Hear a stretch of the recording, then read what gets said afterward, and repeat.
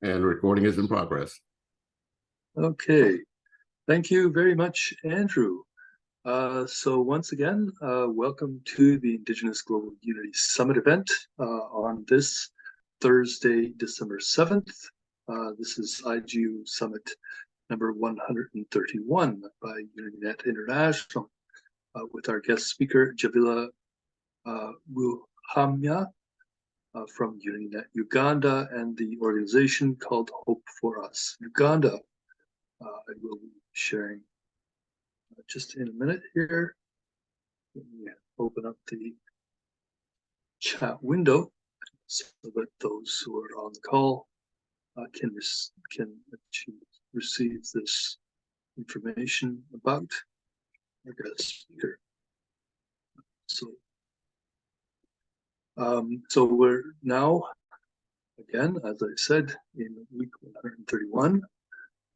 I would like to say, of course, to all our friends on the call from Africa, or Al-Kiblan, Asante Sana. Thank you very much in Swahili. So thank you for allowing me to introduce our network of networks, or UnityNet, during our weekly event, this Indigenous Global Unity Summit, hosted by UnityNet International with Andrew Networks, on behalf of the Ad Hoc International Advisory Board of Goodwill Ambassadors. So at this point, I do like to say Sawubona, which means I see you, I see myself in you. I see your hopes, your dreams, and your struggles. I see your ancestors as well, because interconnectedness does not end with two people who are greeting each other. It extends to include the ancestors, because all beings and Mother Nature are interconnected, and there is no sense of being separate. I see myself in all beings, and therefore, if I harm other beings or Mother Nature, it translates into harming myself. So again, we like to start, before I start the main presentation with our guest speaker, I gave a short presentation about the work of UnityNet and the Global Unity Network, where UnityNet is a network that's being created by UnityNet International, a humanitarian enterprise and hybrid holistic practicum learning system management company that focuses on both sustainable and regenerative development solutions, especially related to SDG 2, Zero Hunger, and SDG 13, Climate Action. We're supporting and promoting the local delivery of open source regenerative climate smart infrastructure set up as life learning gardens, which we call community Unity Garden Learning Centers. These learning centers will serve two main purposes. The first are as cultural celebration centers, where all of our UnityNet members will be able to celebrate our diversity together, whether in person or virtually, in addition to receiving education and training in humanitarian entrepreneurship knowledge, including hard and soft skills, abilities, and competencies.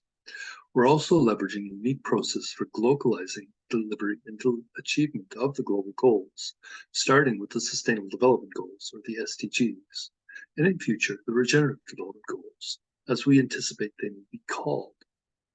We're offering services such as community engagement events and activities delivered for our members and by our members and partners, coordinated centrally and globally, along with the related practicum education and training delivery infrastructure established as regenerative development and humanitarian enterprise structures and solutions. The services that we offer will allow other companies who partner with us to make money doing what they do best, while also supporting the achievement of the global goals, or those SDGs, and in future, the RDGs as anticipated. Our systems and structures are intended to empower our FFEG members, the female and feminist humanitarian entrepreneurs, to succeed through partnerships, leaving no one behind. Before I really start, I do like to acknowledge those who came before us on this land, and I'd like to say this land acknowledgement. We begin today by acknowledging that we walk upon the traditional territories of Indigenous peoples.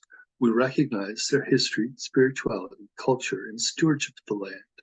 We're grateful to all Indigenous groups for their commitment to protect the land and its resources, and we're committed to reconciliation, partnership, and enhanced understanding. We'd like to thank the Indigenous peoples of these lands for sharing this land with us. In our role as settlers, visitors, and displaced people in this land, we share the responsibility of challenging and disrupting colonial systems that enact violence upon the land and stand in solidarity with Indigenous peoples. We also recognize and acknowledge all of the world's Indigenous peoples as stewards of Mother Earth. So my name is Lloyd Halferty. I'm co-founder of UnityNet International, a hybrid holistic practical learning system management company, as cited. And I am based in Taiwan right now, but normally in Canada, which I'll be coming back to later this month. We also assist with community partnership building locally and globally, or like we say, locally, and leveraging a unique set of community engagement activities developed in partnership with the members of the Ad Hoc International Advisory Board of Goodwill Ambassadors. I'm also the Chief Ecosystem Director, Program Development Director, and the Sustainable Society Consultant for Energime Institute, which is headquartered in Manhattan, New York, and it's a private 501(c) nonprofit company that's a member of the UN Global Compact and a United Nations Academic Impact member and partner. We started out as a virtual university that was created to help empower global populations to reestablish sustainable balance with their local environments by designing and implementing projects that support a strong, diversified local economy while integrating core sustainable technologies and infrastructure into those communities in the areas of renewable energy, high-density food growth solutions, and systems for sustainably managing local waste streams and protecting local water resources. As well, I'm a Goodwill Ambassador for the Ad Hoc International Advisory Board of Goodwill Ambassadors and Activists, what we call AHIABGA, and a portfolio that covers Canada, the Francophonie, the Commonwealth of Nations, and Turtle Island communities. We are seeking to empower our communities to engage with royal, Indigenous, and tribal leadership, as well as interfaith, non-governmental, academic, and business collaboratives, so that collectively, humanity will leave no one behind as we achieve these global goals.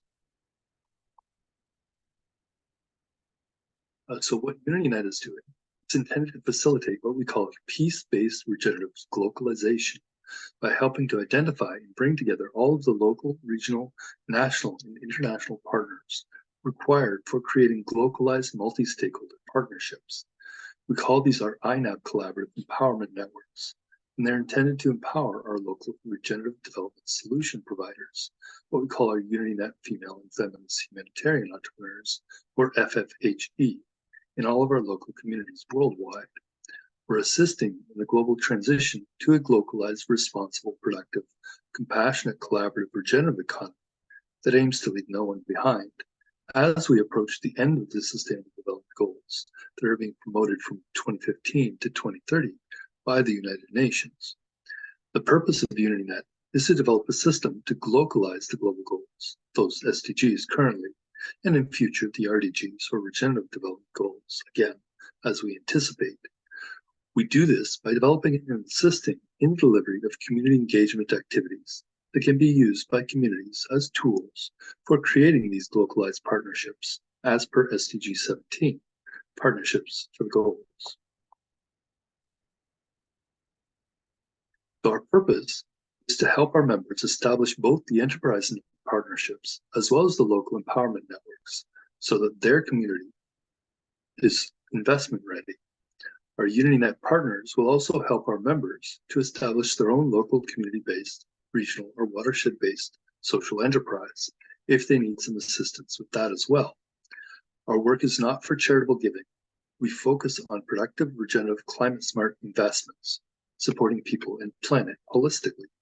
The team at UnityNet International is trying to find ways to facilitate and create pathways for investors and investment funds to finance not just the regenerative projects, but also the local humanitarian enterprises run by those communities and in the watersheds and ecoregions as collaborative and cooperative humanitarian social enterprises. These humanitarian social enterprises are intended to be built and run by our UnityNet FFHE members, who will be trained to design, build, operate, and maintain the collaborative, productive community enterprises, starting with the community Unity Garden learning centers, which will also be used to teach others the same, using various practicum learning tools and techniques.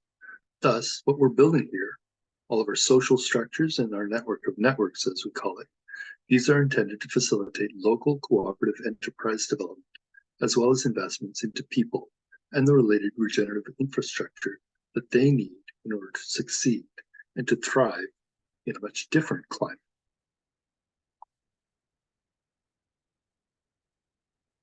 So one thing I would like to say to our members and supporters at this point of time, as a reminder as well, for the members of UnityNet, as we always try to remember, we are fighting with peace and not for it, which means using higher consciousness in achieving our objectives. We're not fighting a war with each other to save the planet. We're making peace with the planet to save ourselves. This is the strategy that's being delivered at the grassroots level in all of our local communities and will allow us to create a shared consciousness with peacemaking that is more contagious than fear or war. So in summary, the unity that we're hoping to achieve within UnityNet is a global unity of community, starting with our UnityNet FFHE, our local humanitarian entrepreneurs, and those on the ground who are delivering the local solutions for achieving these global goals, those SDGs, and of course the RDGs post-2030, under the UnityNet system of establishing youth peace gardens in all of our local communities. We can also ensure that all people can recognize the humanity in other humans. We also want to ensure that the next generation of young people will no longer dehumanize other human beings as lesser than just because of their differences. Instead, the members of the UnityNet celebrate our humanity and celebrate our diversity, all of our diverse cultures, their histories, and on all continents and islands globally. This is done through the establishment of these local youth peace gardens, where each one is twinned with others around the world across what may be very different and diverse cultures, and where we seek to bring together all human beings in common purpose to address those two main goals of the 17 SDGs that are universal to all living things, humans included. The first, of course, being SDG 2, Zero Hunger, because all humans eat food and require it for survival and growth. The second being SDG 13, Climate Action, because all humans live on this planet we call Earth, because we have no other home but this one, no matter how many people may want to go to Mars. We simply cannot ship billions of people to another planet that doesn't support life as we know it and which we are part of. Thus, we do our work within UnityNet through the transformation of our food systems, not just toward regenerative and climate-smart production systems, but also toward the establishment of localized supply chains, thus going global and local simultaneously. So this work is done by establishing our network of local, productive, regenerative, climate-smart community projects, what we call the Community Unity Garden Learning Centers, established as community unity hubs and unity peace centers in all of our local communities of UnityNet. And by using the various open source regenerative climate smart infrastructure solutions that are built and run by the local productive cooperative humanitarian enterprises that will be managed by our FFHE members and empowered by our INAB collaborative network, where our FFHE members, by working in partnership with the existing local schools, along with our network of mentors, will learn how to build, operate, maintain, and manage these local productive community businesses and enterprises for the benefit of all stakeholders in their own local communities, always with the goal of leaving no one behind. And a stakeholder, of course, is anyone who eats. All of us do, so it includes all people.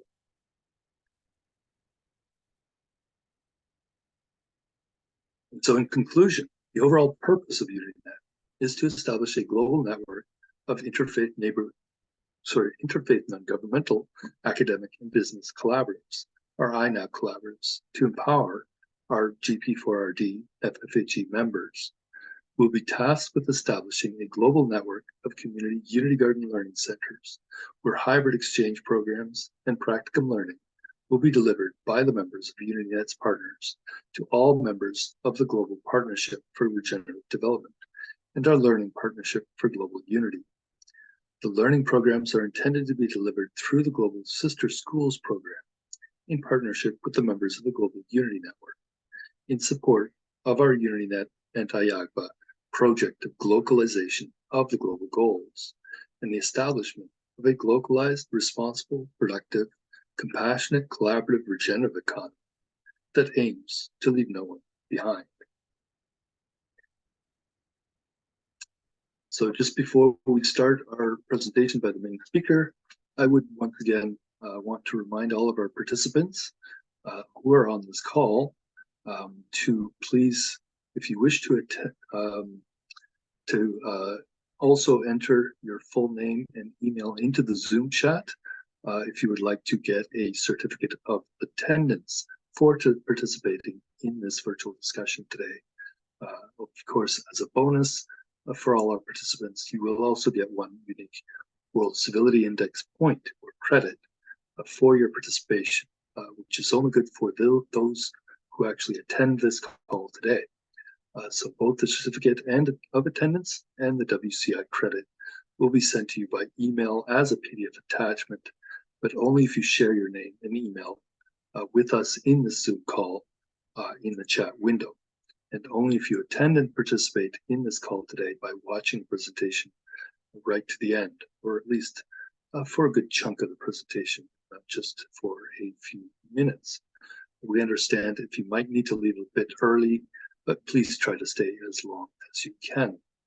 Please also note there will be a question and answer period afterwards with the presenter who will be able to give some additional details of what they're doing in their own local and regional communities, and can answer whatever additional questions you may have about their projects or CSO or enterprise. So with this, this ends the opening presentation.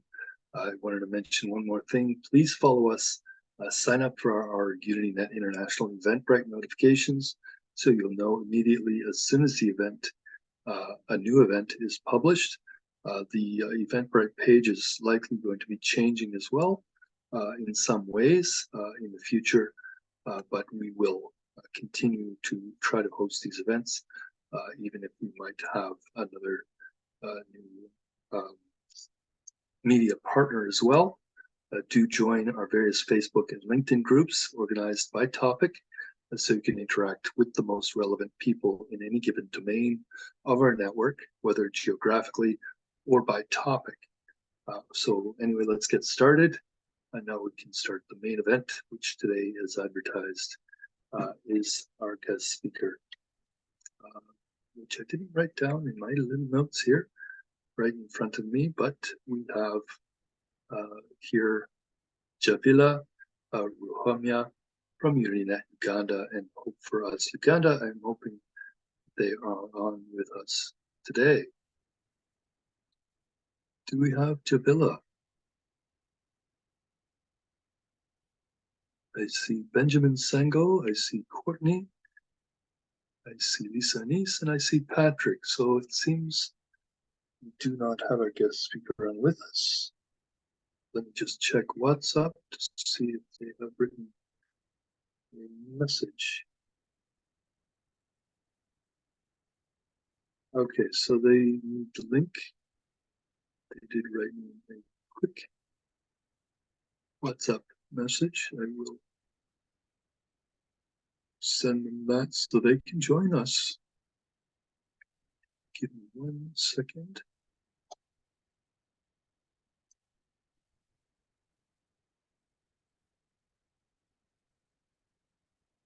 You should be on with us momentarily.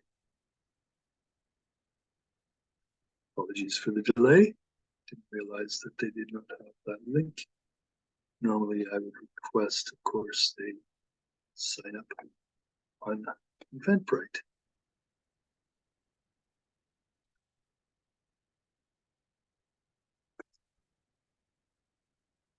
Just go back down.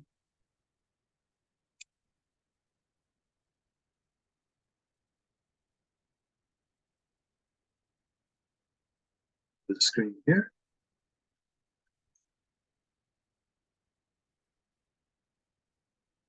This is normally what I would display as we end our presentation and discussion, and remind people to enter their contact info into the Zoom chat window if they'd like to receive a personalized certificate of attendance and the customized World Civility Index point. This is also where I would normally thank Patrick from the World Civility Index at the International Soft Skills Standards and Testing Organization, IITTI, and thank our guest speaker, who is hopefully going to be coming on with us fairly soon. So we will be continuing these programs again, probably just only for the next 2 or 3 weeks until the end of the year. And then the format will likely change slightly. And we may be doing this somewhat differently. We may also have some additional partnerships with different entities in terms of our media partners to move forward and expand our programming and get our message out beyond just social media, which of course is working fairly well for us. But as we grow and evolve, we are looking at expanding the message ecosystem that we have, because we are all about partnerships. So do we have Chabilla on yet? It's like not yet. So again, we like to bring, of course, for these calls every week that we are doing, a guest speaker from a marginalized community from places like Africa. Nearly all of their people are indigenous to the lands, except of course for the colonial settlers and those displaced by war, disaster, and conflict. So I do want to mention again, importantly, yes, it seems we do have our guest speaker on. Hello, Jabila. Yes, hello, good evening. Good evening, good morning. Whoever, Do you get me? wherever they are. Yes, we can hear you. Yes, we can. Wonderful. So do you have a presentation to share with us for the audience to actually as well watch?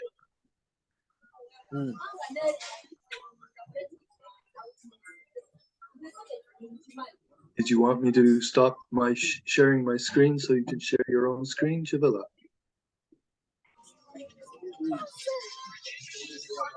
I can't get you. What are you saying? Do you get me? Yes, I can hear you, but do you have a presentation screen that you can share with us? Uh-oh. Seems we lost him. As always, the connection is sometimes a little bit unstable from certain I think I'm locations. fighting network. Yes, hello. Yes, we are here. We can hear you. I think I'm suffering with network here. Yes. But I think now I can be able to communicate. Okay, great. I was asking, do you have a presentation you can share your screen so our audience can see what you're? I think I'm going to share the screens. I think I don't have what to share, but mine was a presentation verbally, and because I am not using my laptop, it has got issues, but now I can present verbally. Is it in order? Yeah, okay, well, we can do that. Because actually I was having issues with network, but I think now I can able to communicate. Yes. Okay. Let me take. Well, we can go ahead. I'll just keep the current screen up on here, or we can if you'd like to share your video, we can have a full screen just with your face. I think now it can be seen. All right. Yeah, if it would be better if you could have the light in front of you instead of behind your face. Mm. Is it possible to turn around so that light is not in the camera, it's in your face instead? I think I can communicate now. Right? Yeah, no, it's good. It's just it'd be a little bit clearer if the light was in front of you instead of behind you. The right, eh? Because the light is directly in the camera. Am I now okay? We can hear you fine. Ah, there we go. That's better. Much better. I'm a brief story, right? Okay, I don't have control over the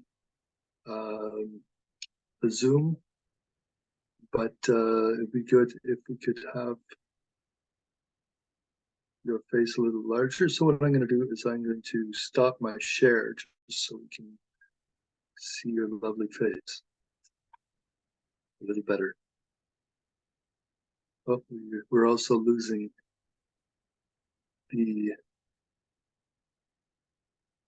images here. I believe that's what Zoom does when there are network issues.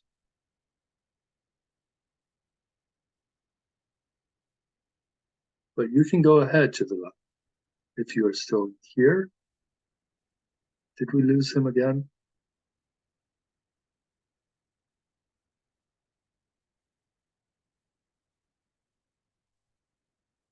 This is part of the reason why we would like to work with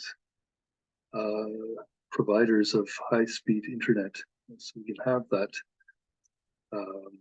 connectivity capabilities created, especially at our Unity Garden learning centers, where we can allow people to connect to 5G and high-speed Wi-Fi at these learning centers, so they'll have the best internet connections, and they can leapfrog into the communication era.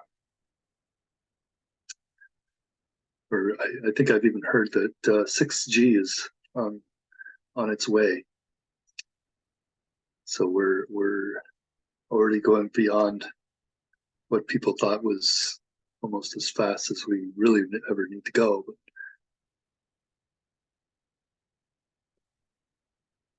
sort of like the computer monitors and televisions, where we thought, oh yeah, okay, that's we don't really need the really high resolution screens. It's more resolution than we'll ever need. But we kept going higher and higher.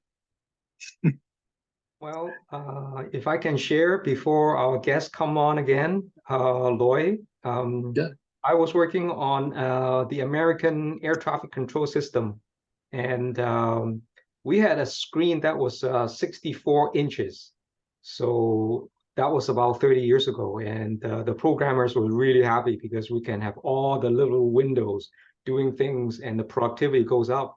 So but before that, we thought, wow, 64 inches, that's too big. But once we have it, you can't do without it. So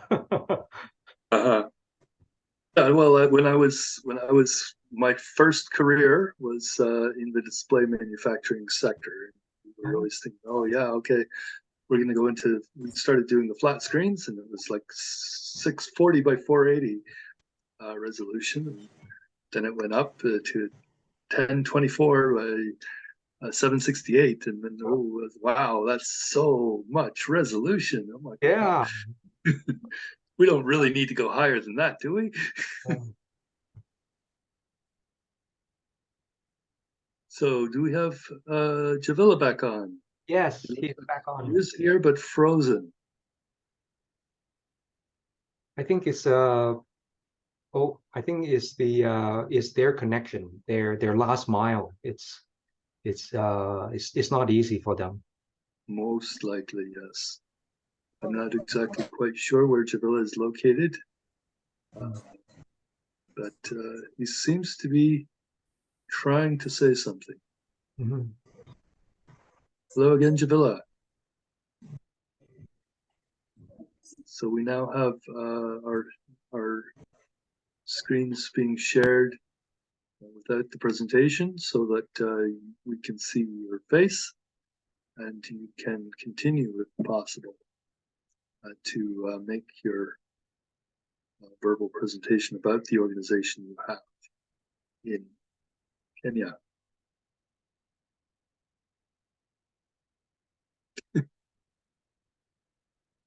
Are you able to unmute yourself? That's the first thing we need.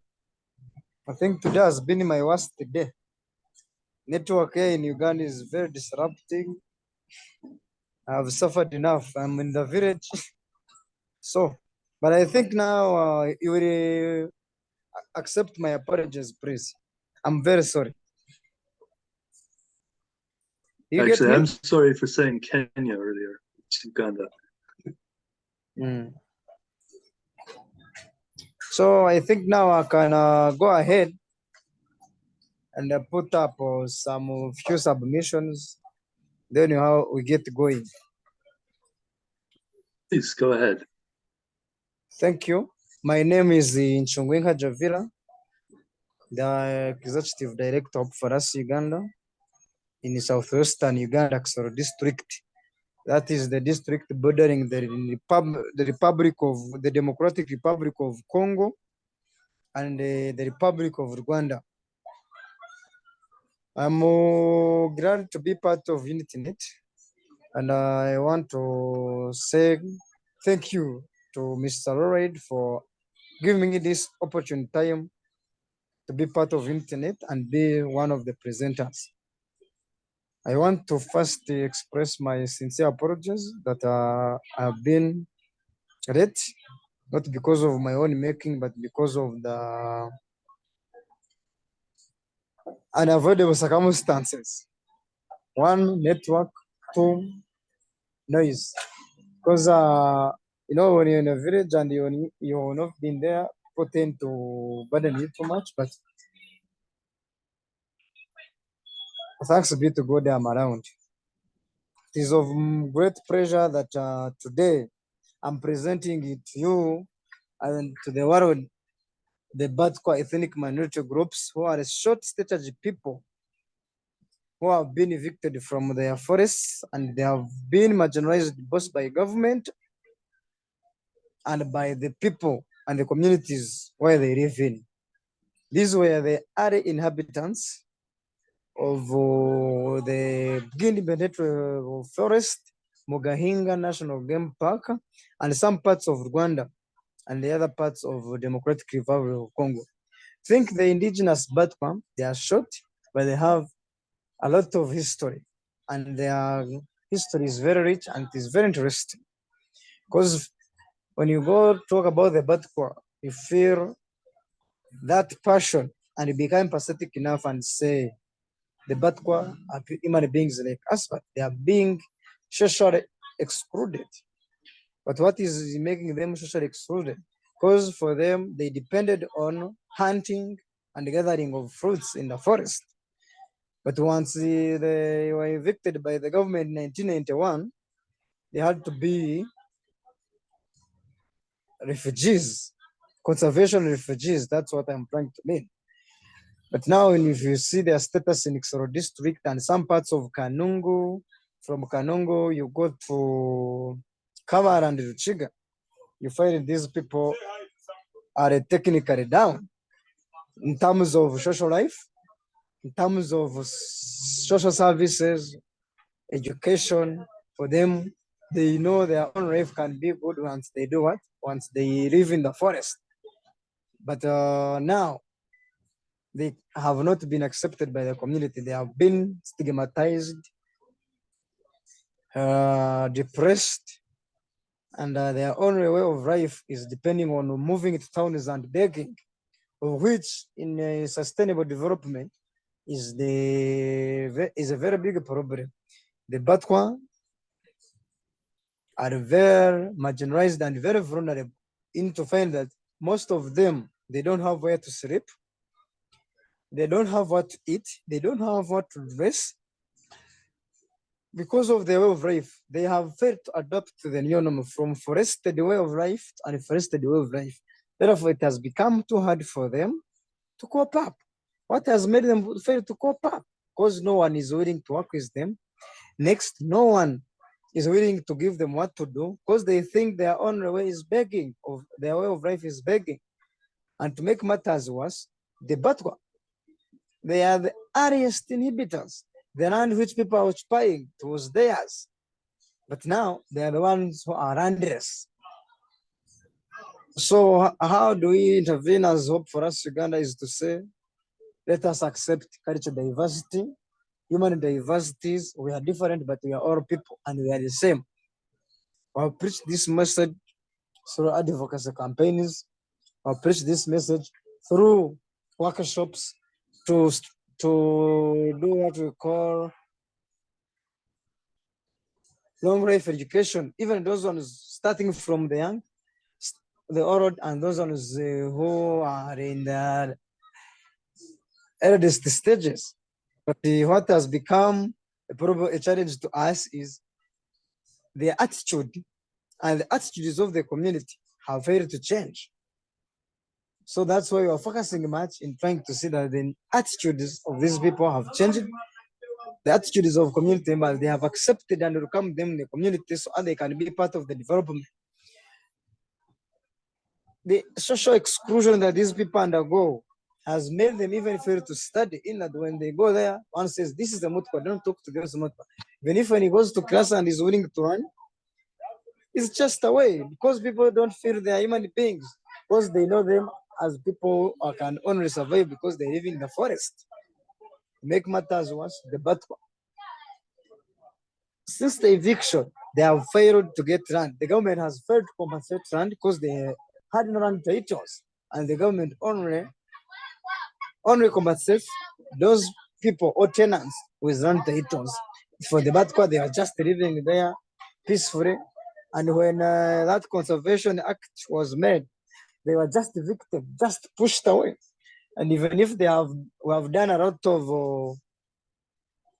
of cases, I've had a number of cases in courts of law to fight for the human rights of these people. But most importantly, I want to assure you, the judgments have been made, but all that is on paper. There's no change that has been made to find that the Batwa have continued to be marginalized irrespective of their rich history. And it is to our dismay that the Batwa now are extincting, their cultures are extincting. Why are they extincting? Because they have failed to cope up with life outside the forest. Because the government has neglected them. The government has put all interventions, but all the policies that have been put to protect the Batwa are blueprint. Batwa have no say. They have no decision-making rights in terms of getting innovation that will help them. So that's why we as Hope for Us Uganda, with our partners, where we basically deal with religious institutions, where we deal with the local governments, to come up with some laws that protect the Batwa. It is very important to note that the Batwa themselves, some of them are willing to run, but they have failed to get the necessities of education. What do we mean by necessity of education? They are able to get books. Yes, they are able to get education because they lack books, scholastic materials, because they lack that parental motivation. When you go home, you find someone saying, please, studying is good. For them, they say, for us, we don't study. For us, we live on hunting. Why are you going to study? So they are demotivated from home. That's why you're coming up with a policy of saying, yes, it is nice. You're human beings like us, but could we please engage their families so as they can study? That's why we're coming up with empowerment skills. We teach them tailoring, we give them skills like basketry on top of education to those that we can fight through before. But the Batwa, their fate can't be discussed in words. The fate of the Batwa is felt when you're on the ground and you're seeing their way of life. The Batwa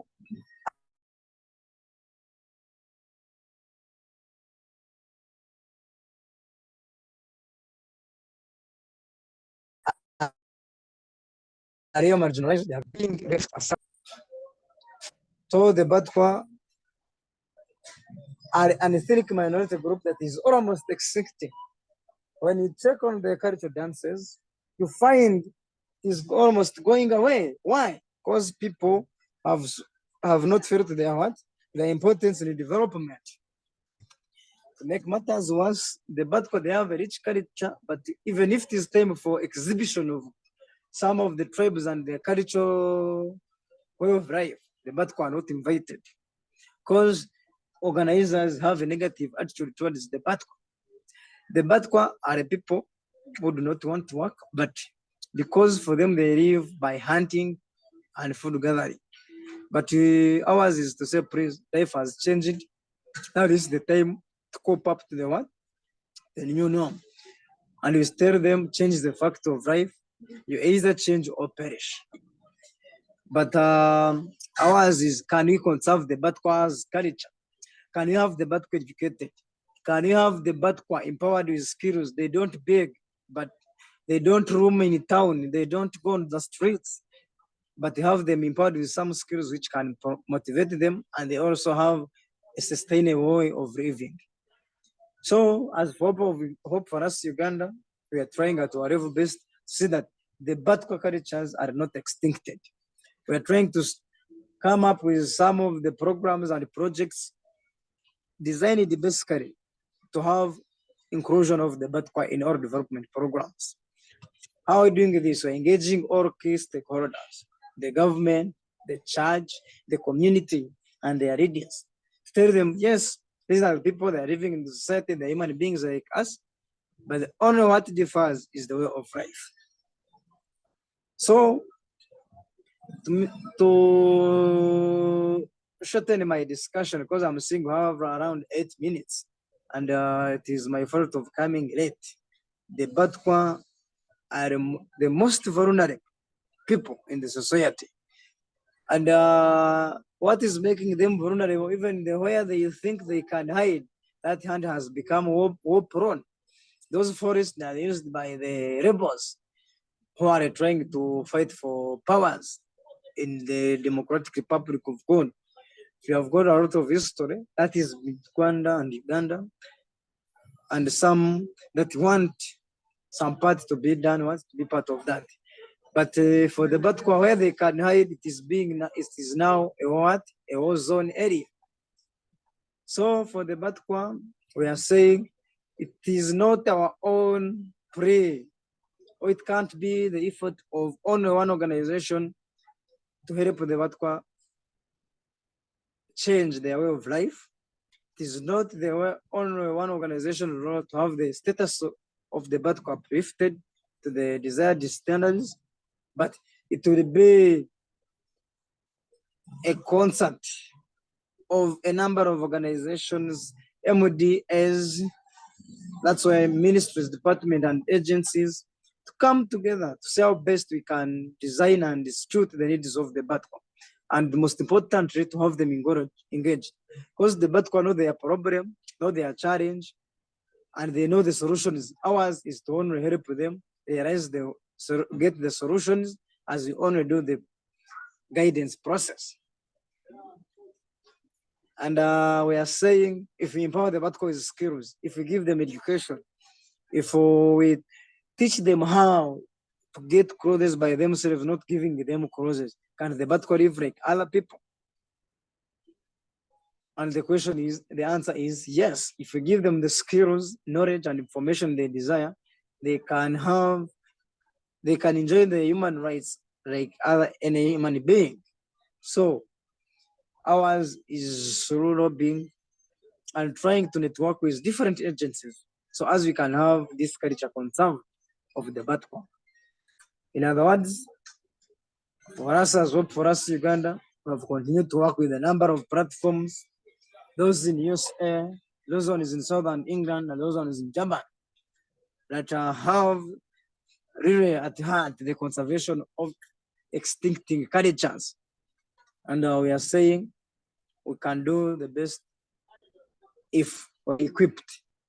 But as a matter of fact, organizations can't work without resources, and resource must be time, resource must be material, resource might be financial. And we are doing all of this in a way of foreign and local resource mobilization. Why doing local resource mobilization? There is no way we shall get ownership of a project unless these people, the community members, have accepted that the Batwa are real human beings like them. The Batwa can also live without hunting. They can also go and grow crops. The Batwa can survive without having large chunks of land, but they can do urban farming. Can they have where they stay, they get some greens there? Because one of their problems is malnutrition, and that one causes a lot of disabilities and impairments within the Batwa. So our only prayer is to want the Batwa to enjoy their human rights like any other human being. And the most importantly, we can do this when we work together. Maybe to sum it all, I want to thank all members for listening from me. And to say, once we get time, let us see these extincting cultures and try to conserve them, and to see if we check the Batwa and we see their pride, can we manage to intervene? And if you're intervening, is our intervention real, realistic? Can it help them to be at the standard like any other human being? So, Mr. Lloyd, I want to say my intervention on the Batwa and on behalf of the organization is really far-fetching and is empathetic. Personally,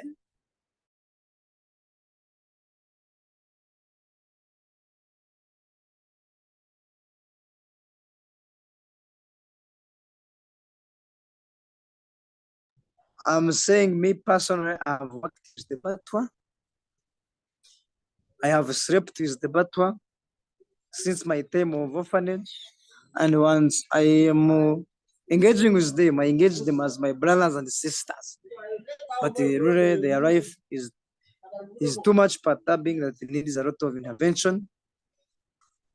That most of us need to borrow the knowledge and get enough information and make research that will really benefit our fellow people, basically the ethnic minority groups in Uganda.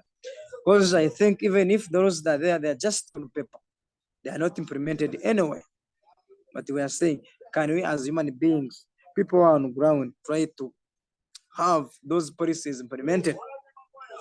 So, without taking much of your time, that was my small submission, and I'm sorry for not having some of the PowerPoint slides that I can share to you, but I hope next time we shall refurbish and we shall be able to have a clean and clear presentation.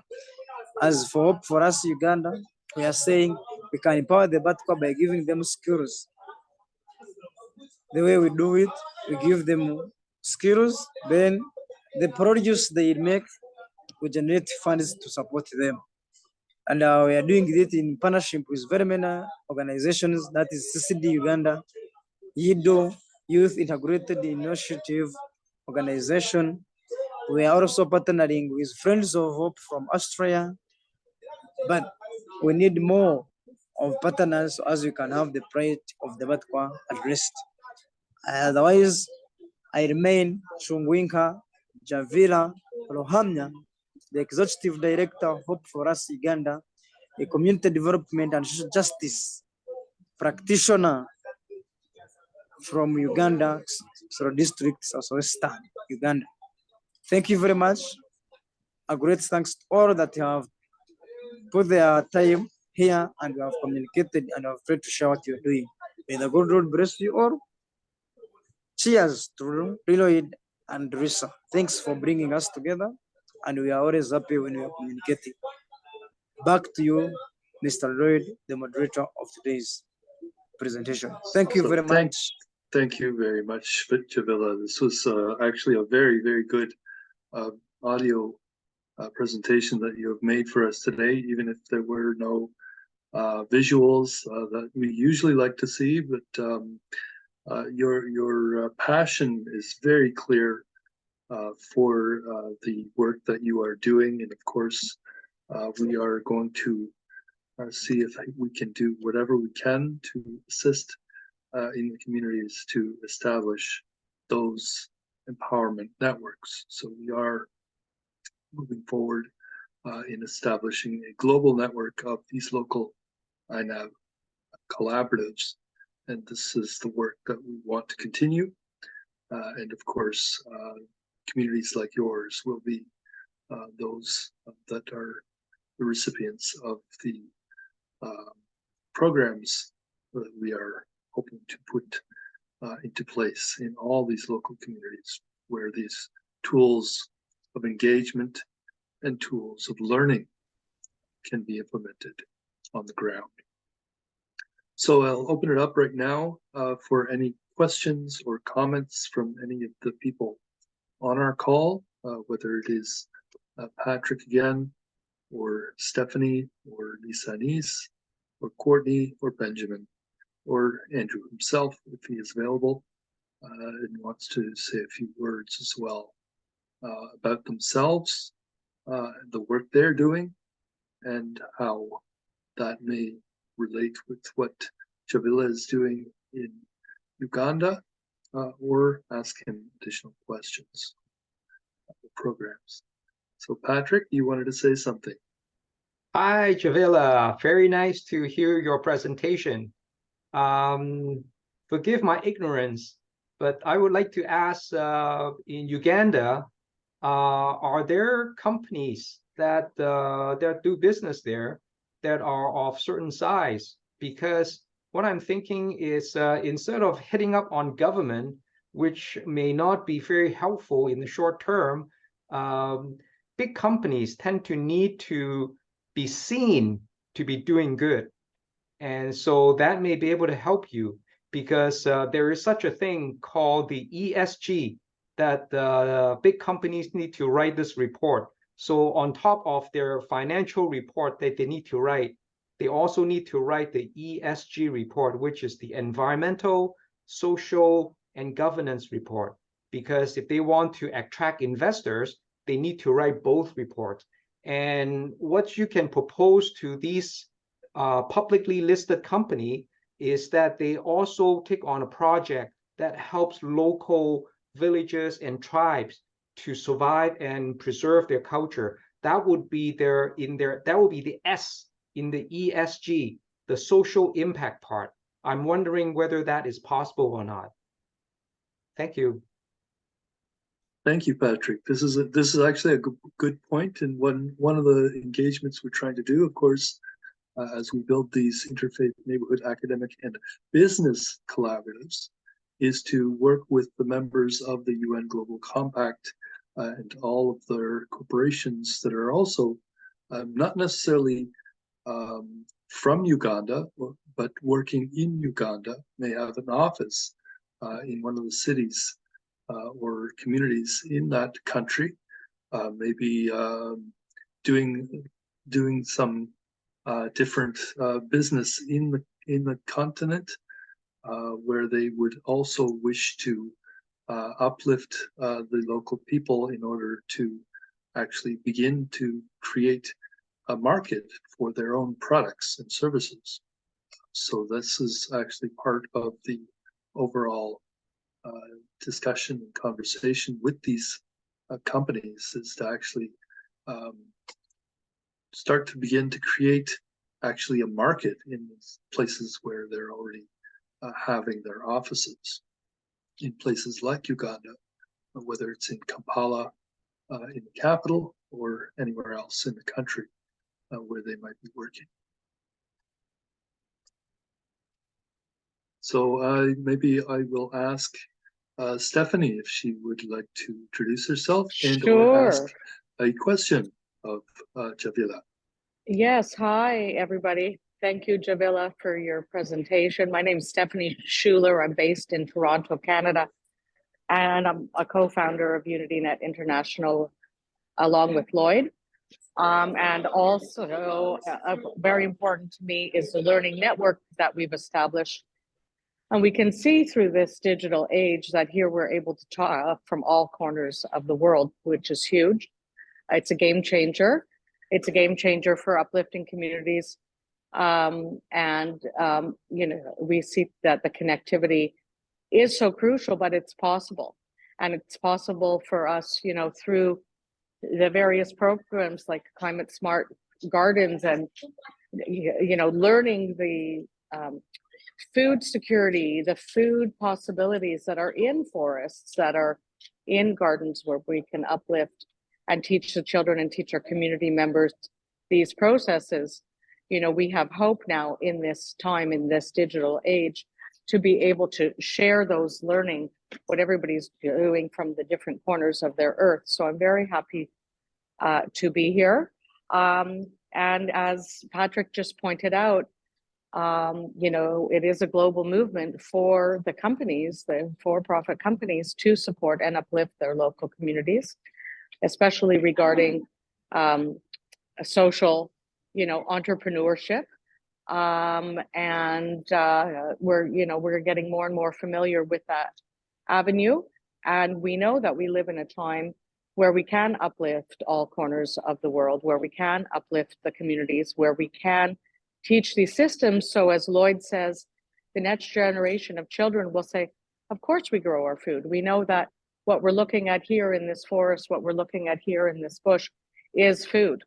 And we know that we can sow the seeds, like actually sow the seeds, plant the seeds, so that we have enough for our communities, which is so crucial. And of course, in the different corners of the planet, we do have various and different challenges, political challenges and safety challenges and tribal challenges, which perhaps originally started because we didn't believe that our group had enough resources. And so we have to, you know, keep those resources to ourselves, and we can't think of our neighbors. But we live in a different time, and that's what UnityNet International is about. That's what everybody on this call is about, knowing that we live in a time right now where we can transform and shift these old patterns of scarcity to patterns of having enough, being able to provide our communities with enough food, with enough resources, so we don't have to fight with our neighbors, and rather we can share the systems and the processes for a different time, for a different era. That's why we show up many times a week on these calls, and we're grateful to you and the others who come onto the calls to share some of the biggest challenges that they have regarding food, safety, housing, social engagement, the climate of children and mental health issues. And that's what we're here for. So we're grateful for you, for your presentation. We look forward to working with you and many other communities around the world in trying to develop these processes and share these processes from corner to corner of our planet, and resulting in a day where children do know all these processes and systems and know that there can be enough for everybody, and bring about a better tomorrow where no one is left behind. So thank you, and thank you everybody on this call for being part of the growing team who really believes that we have the solutions, and we're en route to connecting everybody and making a change in the world. Thank you. Thank you, Stephanie. So I'm seeing Lisa Anise has turned on her camera as well. She may want to say a word or two. Yes, Javila, asante sana. I just wanted to say thank you for coming today and giving a glimpse into the challenges that you face working with Indigenous groups who get marginalized because they're different. And of course, the difference is only on the outside. We all have the same concerns, the same fears on the inside. And through programs such as this, one of the things that we're doing right now is, as you already know, seeing what we can do to get essential cultures registered with UNESCO so that they can receive research, protection, and preservation. As many through all this conflict and mass migration have begun losing their languages, which is an essential part of identity. So moving forward on this, I'm looking to be able to speak with you again and also see about having you with our team that is offering to put together a website material so that presentations can be made more often with material that you actually have online that everyone can access. This should make pressing your programs forward a lot easier, especially with regard to groups like the Batwa. So beyond that, there's a lot of other stuff, of course, that goes on. And I'm looking forward to our next meeting where we can talk more about what happened today and move forward from there. So once again, thank you so much for coming in today. I very much appreciate it. Yes, thank you, Lisa Anise, for the fantastic work that you're also doing in engaging all of these different CBOs on the ground in these communities. I look sometimes at your Facebook profile and it says, oh, Lisa Anise is in Uganda, or Lisa Anise is in Kenya, or Lisa. Which of course people, you're not physically there, but you are there mentally. Well, it's all those people who keep tagging me in their submissions to Facebook. So I'm getting around faster than I know. Lightning speed. Something like not that. Not Lisa Anise singing Tupac. Thank you, Courtney. And now we should call on Courtney. Perhaps she'd like to say a few words as well. I don't know, if Courtney, if you've ever actually introduced yourself during one of these IGU Summit events. Greetings to everybody. I am Courtney, nicknamed Groove Diva, out of Washington, D.C. I work with Hip Hop Congress as well as several other nonprofits locally. Hip Hop Congress is based out of Oakland, but we have chapters worldwide, as well as various other nonprofits that I work with locally. And I'm here representing the interests of cultural preservation pertaining to that, as well as cultural exchange, especially cultural exchange pertaining thereto. And my personal experience having heard of the plight of the Batwa people, just in passing, was working for a Ugandan boutique in Memphis. And so my question is, if I'm just throwing it out there, I don't know if we're still connected, but to everybody on the call, but my question off the top is, how can I'm blanking out on the name of there's a woven cloth that many people of Uganda make and trade out of various materials. And can that be something that we can mobilize in the meantime for emergency funding? It's and I hate to kind of play into the nonprofit industrial complex, but is that something that we can do? Can we connect to businesses, to people of the Ugandan diaspora for awareness and therefore, mobilize business that way? I'm complete. It's actually a good idea that we try to connect to those who may wish to use their wallets to help out with getting these communities off their feet. Because if there's anything that is needed, sometimes it is, as Javilla has said, a little bit of funding, but those partnerships, those are really key. The people on the ground, like Javilla, need help in terms of their own survival and the work they do.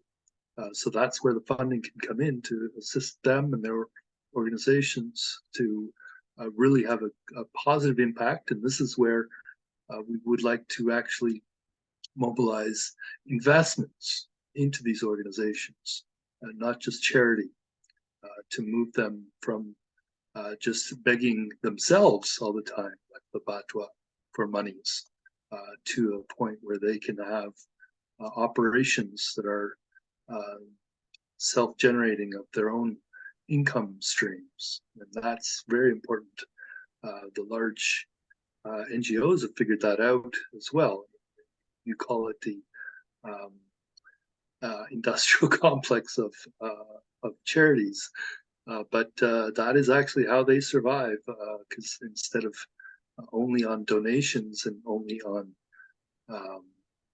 charity and government handouts or from foundations and such, they've begun to realize that yes, they need to generate income through their activities. And so there are various channels that allow that to happen, one of which is going to be in our Unity Garden Learning Centers, the actual production of food for the community, this climate smart food, as we call it, the regenerative systems, which can be either grown in gardens or forests, or on farms, or in different vertical enclosed environment systems that allow us to also create classrooms and also to create spaces for people to exchange and do various programs like hip-hop dancing or other cultural programs that can involve the community, as we do in many places here in the more developed countries, where we have theaters and arts communities come together typically under nonprofits that work with the service organizations like Rotary and Lions and all of these organizations that are in our communities that are bringing people together. And so this is what we want to introduce into these communities as well, is these social support structures. Patrick, you wanted to say a few other things. Yeah, I think for Javilla or any other persons in Africa and elsewhere, they need to think about how they can help themselves stand out. There are a lot of places, a lot of people who want people to give them money in the form of charity, and most of them don't get anything. You have to produce something that people find it worthwhile. For example, what Courtney was saying, the fabric that if your tribes can produce, that is something unique, very, very, very unique, because nobody else in the world is producing that. And if you can produce something like this, put it on a website, even better, have some kind of a video introducing the uniqueness of the culture that you want to preserve. Now we are talking, because everybody says, oh, you know, we should preserve our culture. Our government is very corrupt and nobody's helping us. Please give us money. You know, I hear that 1,000 times over in the last few years, because we want to really help, but who do we really help? So the only thing is you have to show you are worthy of being helped. And then I think with Lloyd and UnityNet, and then we can go to companies and other NGOs, like what Courtney was saying, the NGOs industrial complex. They can see something like that and they can mobilize, because otherwise they're just hearing the same noise over and over again, and nothing gets done. Thank you. Yeah, there's obviously a number of different ways of approaching this, but we are, of course, approaching this from the point of view of creating the community structures, those empowerment Right. networks as well. And that is Right. very important for us. Can I Jamila, submit one? Can I submit once? yes, go ahead, Javila. Of course. I think for initiation of any project, there must be something on the ground that is very vivid. And our call basically as hope for us, Uganda, we are action oriented. Think me, I have never shared anything requesting for funds. The only thing is, are we helping the people? And me, I will not say I'm doing this, the organization is doing this. Though what the organization is doing must be seen on ground. So we as Hope for Us Uganda generally, we believe in actions, and our actions must be from bottom to top. Because we have always come up with ideas.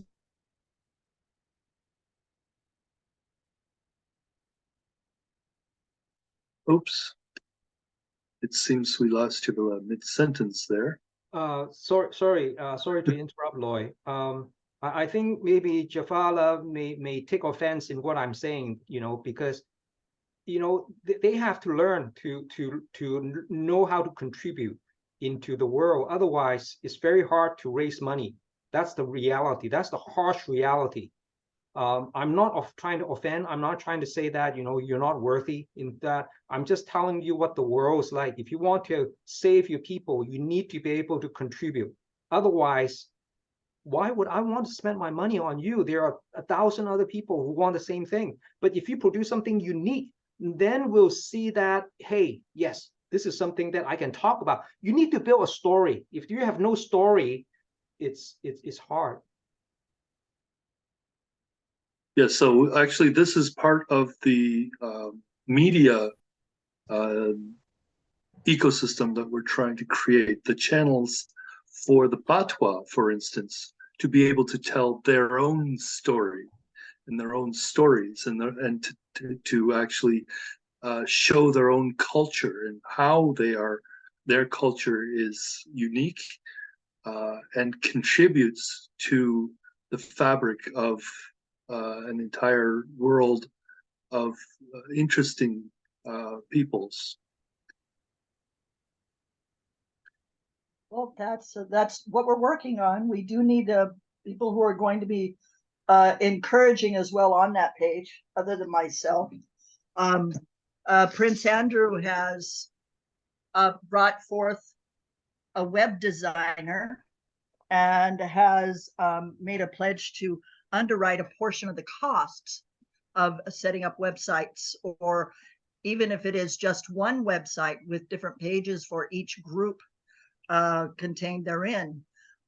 This will help us at least get a foothold for some of the things that will follow, which would be each of these groups being able to present on a very large basis to other groups outside of our own.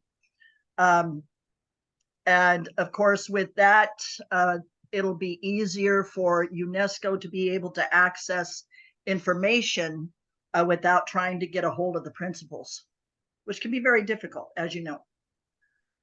So moving all of that forward, that's pretty much what's next. And if anybody wants to ask me about that, feel free to contact me. I'm more than happy to share.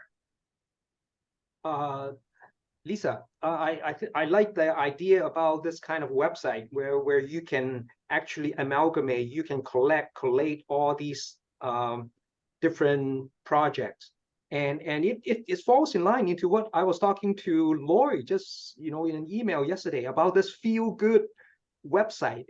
If we can have people feeling good coming to this website that Andrew and you and Lori and we all produce, people come to it, they feel good.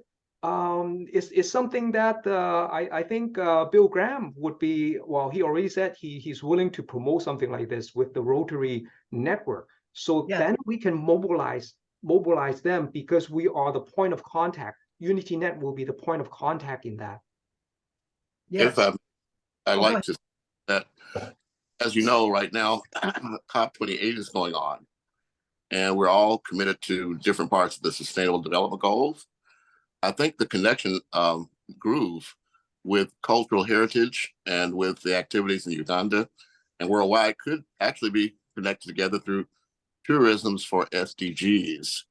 Because at the end of the day, the top 1% of the people are the ones traveling all over the world. They're spending their money going to places. If we can find a way to connect value to the places they visit, aligned with what we're trying to accomplish, I think we'll get further along the way. So yes, in fact, the idea is to provide a place where we can have feel-good stories, Patrick, but also tie that to the World Civility Index. Let's see which of those areas can actually have high scores on civility, because these travelers are going to have to be invited into communities. They're going to have to actually feel like they're engaged with the communities and leave feeling like they're part of the community. So I believe we have a very good critical mass that we can achieve, at least on these, through the work that you and others have been doing. Thank you, Andrew, very much. And your insight as to where this can go is very, very good as far as initial targets on what we're doing. Also, I mean, future tripping on all of this, we're also looking at putting together presentations that we would be sending or presenting to certain sections of the UNESCO membership itself in a variety of different art and cultural pastimes. Because of course they'll be hungry to find out what it is we know and how they can cooperate with us on getting this done. The CID, the International Dance Council, has already stated that they're in full support of what I was doing, when at first they were like, well, how will these people pay dues? I think someone remind them as to their core message that they're trying to put across. So through them, we may be able to find sponsors for these sites, as well as a number of other things. Because of course, there are many people out there who fancy themselves to be patrons of the arts, and every single one of these groups has arts of many, many kinds. I am not kidding, not just in their dress and comportment or the dance or the beats or the music, but in how they approach absolutely everything in life. And for our own purposes, these are the people that have the knowledge that we are using right now to start making repairs to the climate for all of us. And if that knowledge disappears, we may be seeking answers that we've lost. Mm-hmm. And I don't think anyone can afford that. So protection and preservation of indigenous cultures, of essential culture, is a very big part of everything that we do right now. So looking in that direction.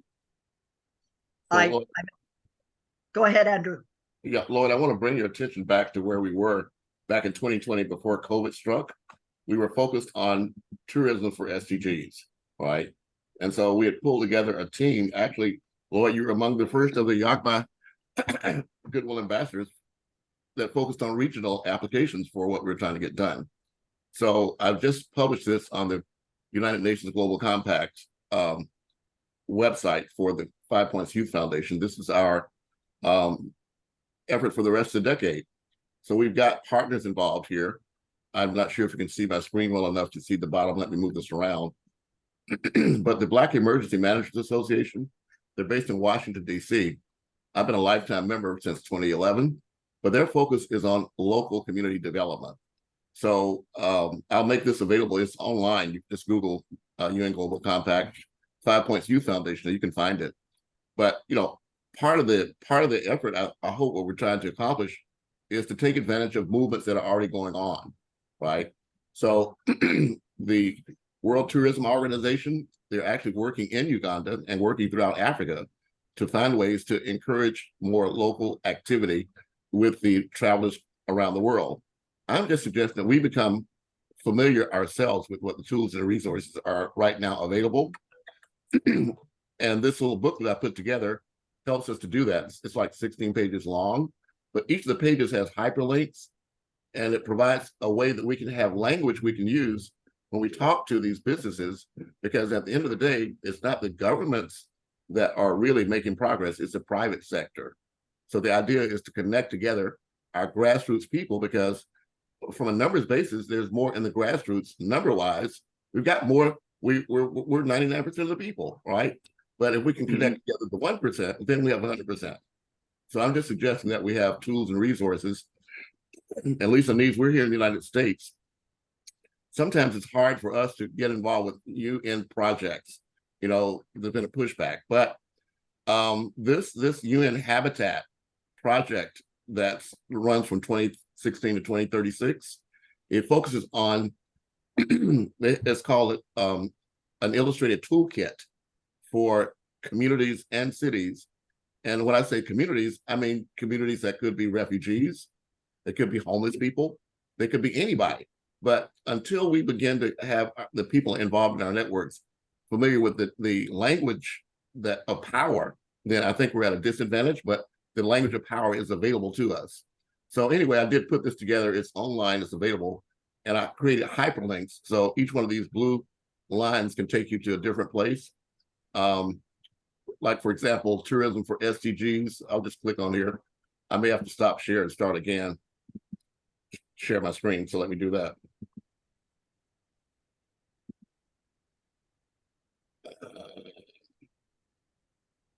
Technology, here it is.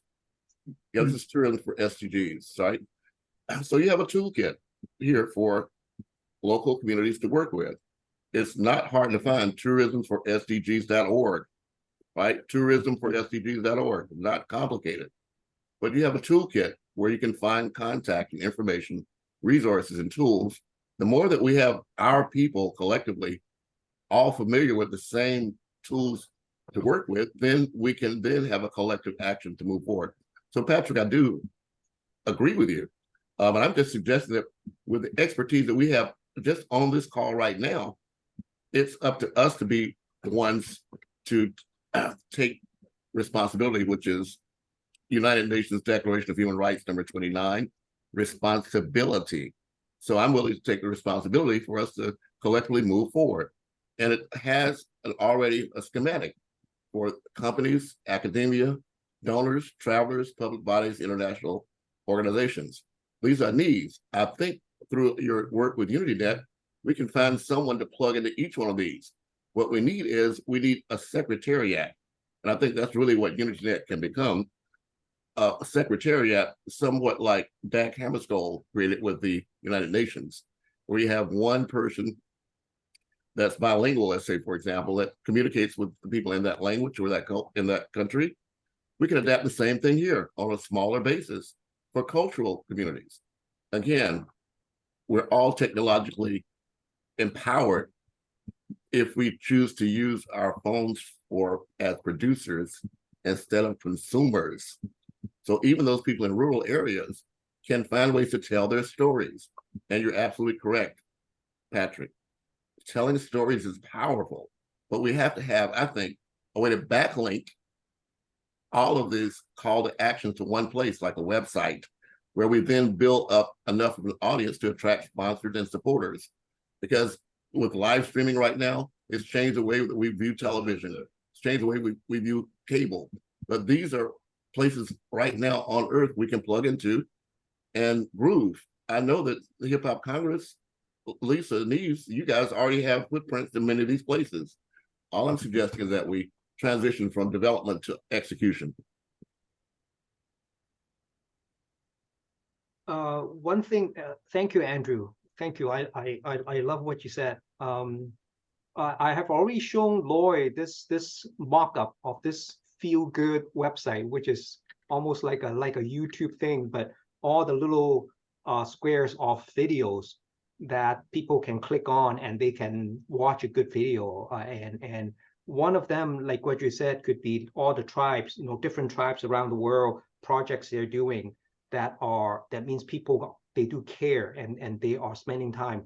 Now, how do we make money? That's where I come in.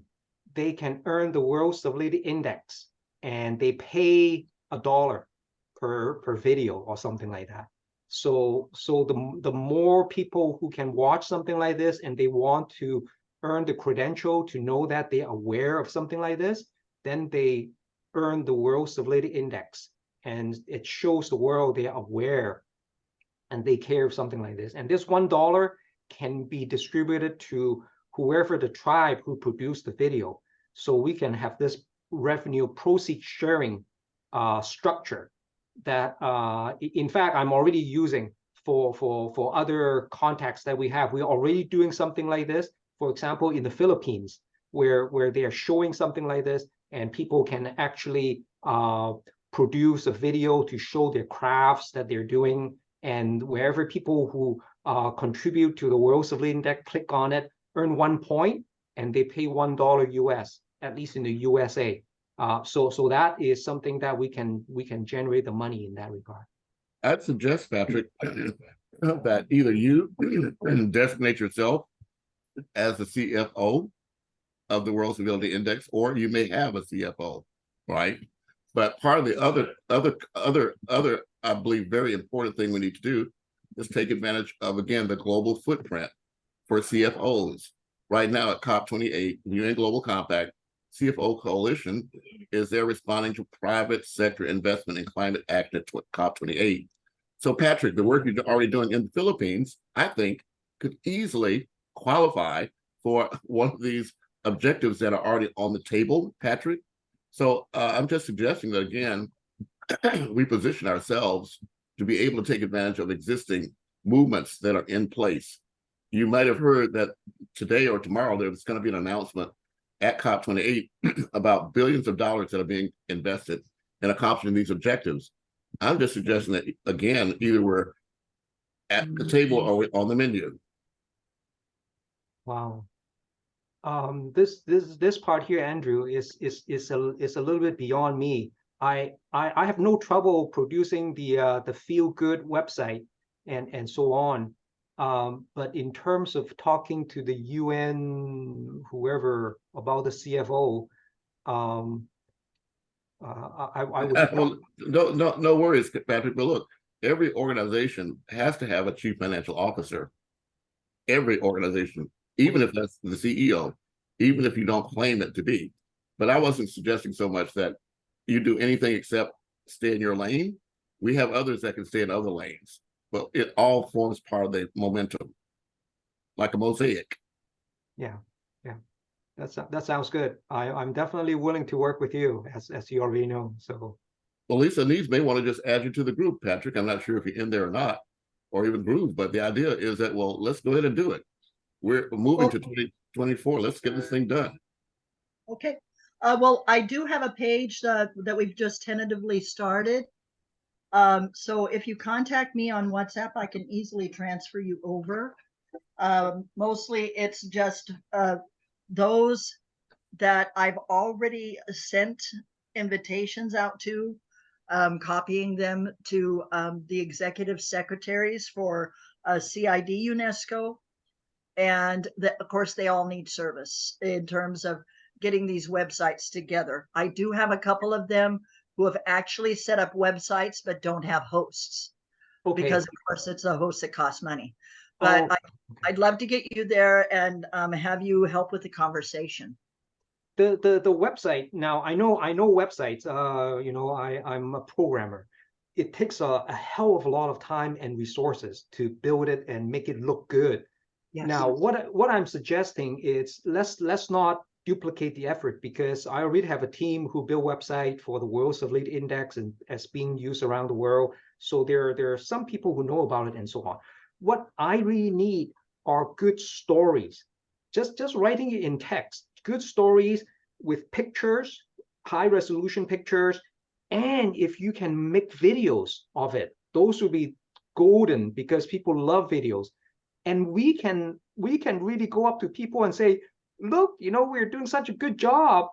Pay your $1, you know, and earn your World Civility Index. And then we all start to share, right? And so that story can be shared around many places. And we can actually see which story is good, because when people click on it and they want to pay for watching that video, that means that group is doing something really good. And we have that data. We can collect that data, and we can tell all our African friends and wherever.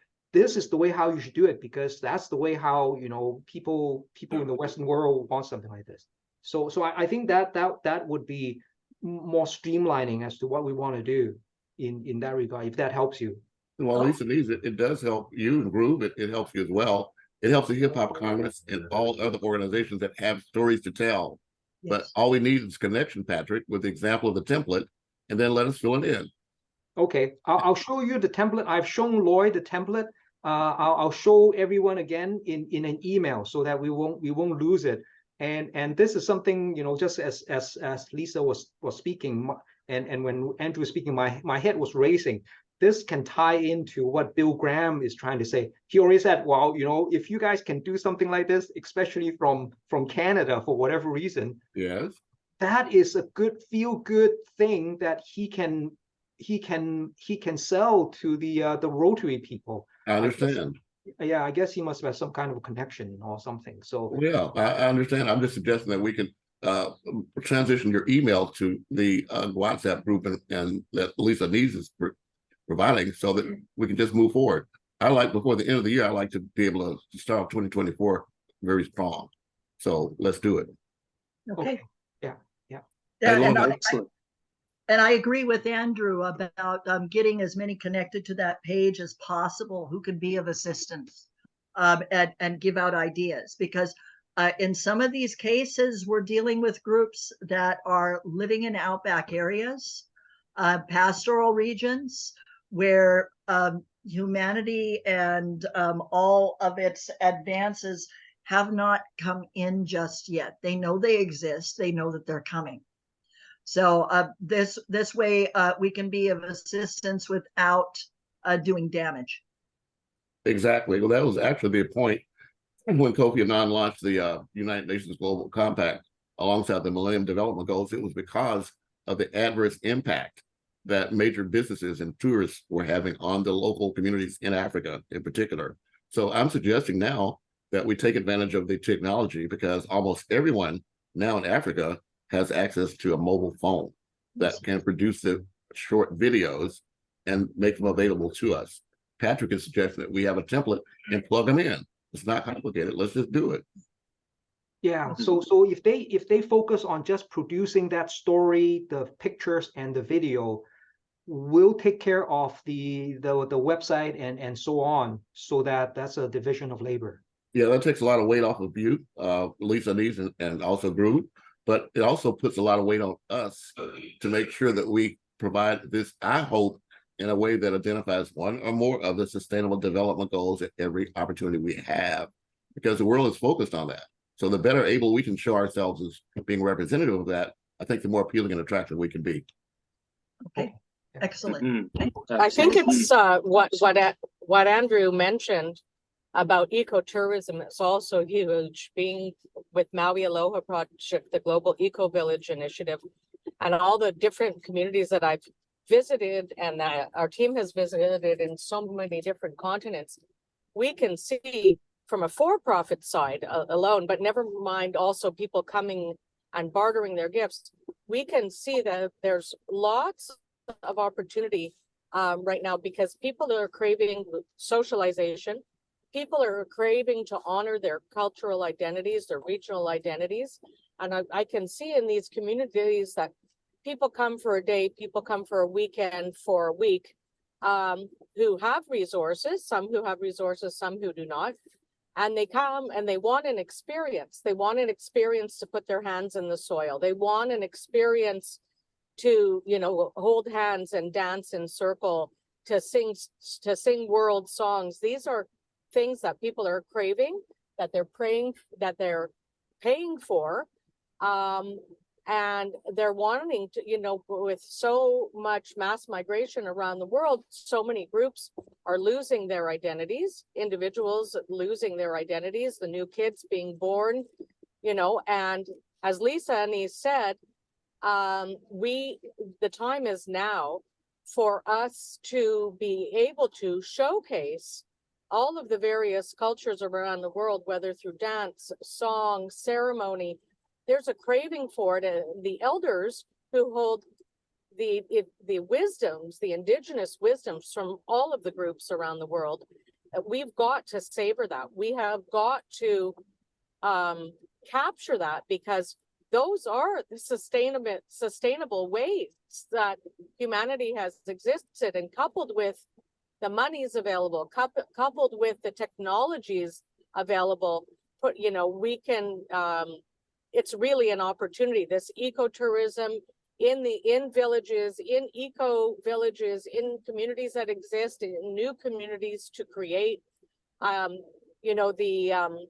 There was the government of Canada was talking about one of the Stephanie, bills.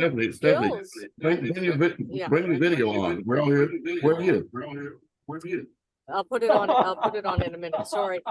But one of the biggest ills in the world, and COVID contributed to it already, it's the loneliness factor. So people are craving socialization. The children, we have a youth mental health crisis all around the world. Anxiety, depression, and suicide are huge topics, even in Canada, a Western developed country. These community systems, these indigenous systems that are age old, are not just about the practical elements of food security, but it's about social well-being, emotional well-being. So it's all part of it, and all really crucial, and we know that. And 2024 will be the year of action, where we put all these pieces together and really be able to engage those who have the financial resources and otherwise to really showcase these indigenous and cultural ways of knowing that we must capture. The reason I asked So you, thank you, everybody. The reason I asked you to open your video like that, Stephanie, is because we do have a worldwide audience, and it's always good to see who's talking. And we cannot just give you credit for that, but you can also be the one that people point to and say, I want to talk to her about that. Absolutely. Thank But you. Patrick, But Patrick and also Stephanie and also Lisa and Groove, let's make a commitment to move this forward.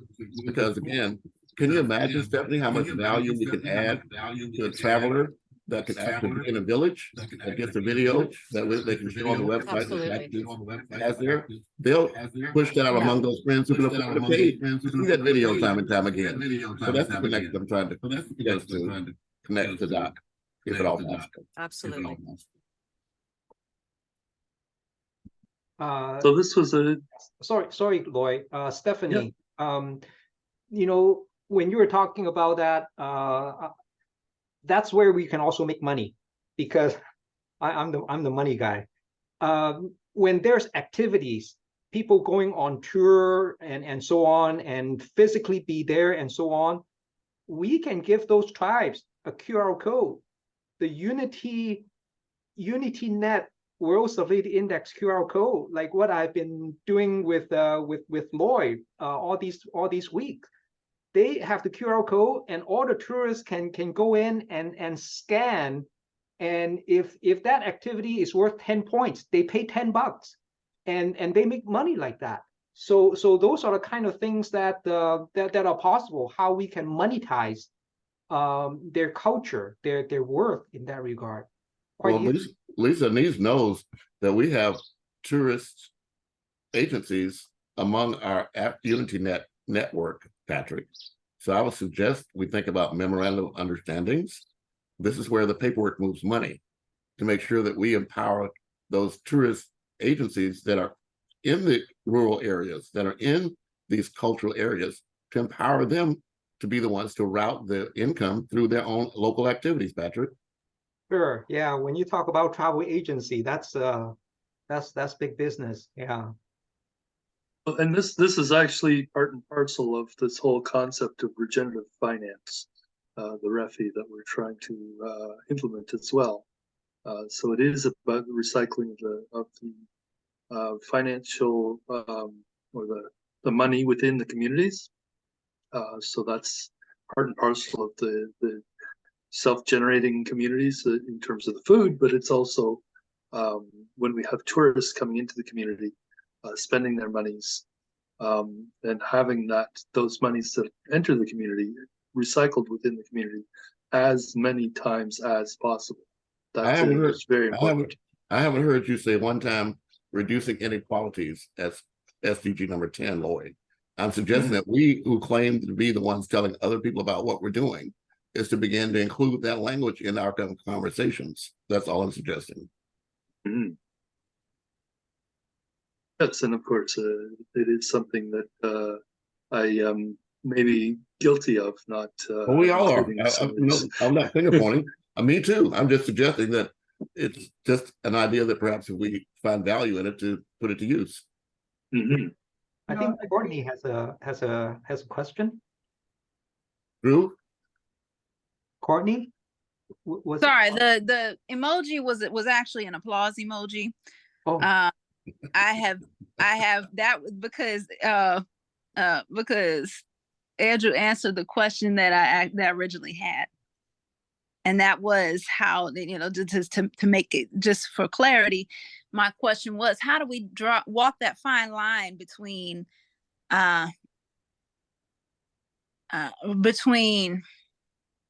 regenerative finance and steer clear an ethical regenerative finance. And by ethical, I mean by an anti-colonial abolitionist ethic, right? And, you know, just to avoid any patterns and because I'm saying we all grew up in colonial systems. We all came from westernized places, or places that have had their economies shaped by globalization, one, and for two, imperialism. And that's what I have to tell you is that Kofi Annan, as the only sub-Saharan African leader of the United Nations as General Secretary, he was speaking from lived experience. He was not just a politician. He was a tribal leader. He was a chieftain. He actually saw on a real-time basis what this happens. So I'm going to share my screen again, because that's the other part of the reason I've been talking about these 10 principles of the United Nations Global Compact rule, because it addresses imperialism, because it can't happen if there's transparency. So we have transparency and anti-corruption. We can also address the issue of the trillions of dollars every year that are leaving through illicit funds out of Africa to other countries that are the ones that are benefiting from this unfortunate ratchet up of our carbon footprint, but are not the ones that are taking any responsibility for that. So anyway, I'm going to walk this through this. Lisa needs us to go. Lloyd, I'm going to have to shut this down in about 5 minutes, but I'll send this link out to you again. I put together information. I'm a curator. I'm a lifelong learner. But what I do is I share what I learn. So this booklet here, it's only like 16 pages, but I put together some of the issues we're facing, climate change, et cetera. All these have links for additional information. What the Sustainable Development Goals are, we have to know what they are if we're telling people about it. But Groove, you know, what you're talking about now with the anti-corruption and transparency here, all this came about as a result of a pushback against the imperialism that Africa experienced after the scramble for Africa and the partitioning in the Berlin Conference back in 1885. Africa is young. The oldest African country has only had its independence for less than 70 years. So we can't expect them to be at the same level we are, but we can connect the dots. I keep talking about the Sustainable Development Goals, but the bulk of them were actually developed as a result of the work by Africa and the Common African Position they developed in 2012 as they were developing their Africa Agenda 2063. So for people on the continent, they need to know that their DNA is embarked in this. So it's not a Western idea being imposed upon them. This is coming from Africa. But again, from a existential level, climate change is no joke. But there's also something called the Sendai Framework for Disaster Risk Reduction that was launched at the same time as the Sustainable Development Goals to focus on reducing the risk of disasters in our community, and then having local adaptation plans. So Groove, this is where we can have our local villagers to become more conscious about ways they can prepare to deal with the adverse impacts of climate change. It's not going to go away, so we have to find a way to deal with these issues. And what I think what Groove said earlier was really, really important as well. The one thing that she said around the regenerative finance was, I think, specifically around anti-colonialism and equitable regenerative finance. And so I think that could be a topic. I've mentioned in our meetings that actually I've been approached by a gentleman in Kenya who helped to start this network in the first place. He has suggested that we actually have a REFI conference later in 2024. So he's suggested a few dates, I think later in the year, maybe in August or something, that we have a REFI conference, and that's something that we're hoping that UnityNet can work with our partners, including Hip Hop Congress, to host such conference, perhaps in person and virtually, as a hybrid conference, if that's possible.